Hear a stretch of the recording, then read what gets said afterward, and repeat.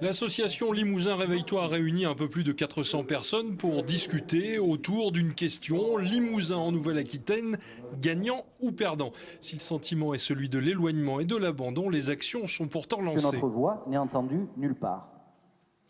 Parce que là, vous parlez de sensation. Je comprends cette sensation. Je comprends ce sentiment.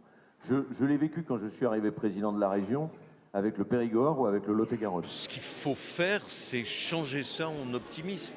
Comme on l'a fait en Périgord, comme on l'a fait en Lot-et-Garonne. Avec montrer, non pas que j'arrive ici avec une baguette magique, simplement essayer d'avoir la bonne foi d'une analyse peut-être critique à la fois parce que s'il y a autant de problèmes aujourd'hui alors que la grande région vient de se faire, c'est qu'ils n'ont pas été réglés hier. Je ne peux pas porter sur les épaules le poids de toutes les difficultés. Aujourd'hui, ceux qui sont impatients, ce sont ceux qui, bien souvent, ont voté pour que la région soit fusionnée dans l'Aquitaine et qui aujourd'hui se rendent compte qu'ils n'avaient pas prévu que ça se passerait comme ça. Eh bien, ils nous ont donné une chance. Eh bien, prenons cette chance. Au lieu de nous lamenter, allons de l'avant. Ce qui serait efficace, c'est d'avoir un discours qui soit fort auprès des pouvoirs politiques nationaux pour dire que le Massif central est aujourd'hui un territoire qui est grand comme la taille du Portugal et qui, au niveau de la carte européenne, est un des plus grands territoires où on n'a pas d'infrastructure ferroviaire performante et où il y a un problème de traversée des infrastructures, ce qui crée un déséquilibre territorial.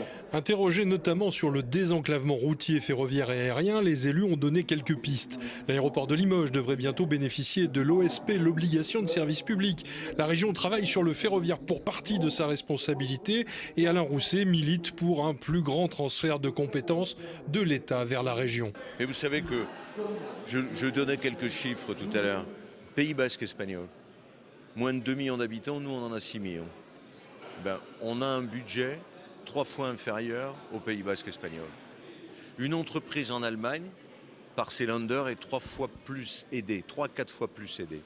Faut pas aller chercher ailleurs l'absence de réindustrialisation de la France. Les élus travaillent de plus en plus solidairement sur les grands dossiers pour les faire aboutir. Et c'est tant mieux, parce qu'une fois que nous sommes élus, nous devons être au service de notre territoire. Et tous ensemble. Au mois d'octobre, il y a eu une véritable mobilisation. Nous avons eu des déclarations d'intention extrêmement nombreuses. On voit qu'il y a quelque chose qui s'est créé et qui devrait être pérenne et qui nous aidera à avoir du poids si on doit repartir dans des négociations. Oui. Au bout de 2 heures de débat, une info tombe. Le ministère de la Justice valide l'expérimentation de la création dans les mairies rurales du Limousin d'un point d'accès gratuit au droit en connexion avec les maisons de l'avocat. Ce projet qui a été porté par tous nos élus, c'est-à-dire qu'ils ont tous signé sans exception une lettre, vient d'être accepté par le ministère, sera financé par le ministère et que le Limousin sera pilote sur le justice et le territoire. L'exercice est compliqué, les réponses concrètes peuvent manquer, mais la fréquentation de ce genre de débat montre bien l'intérêt pour l'action publique.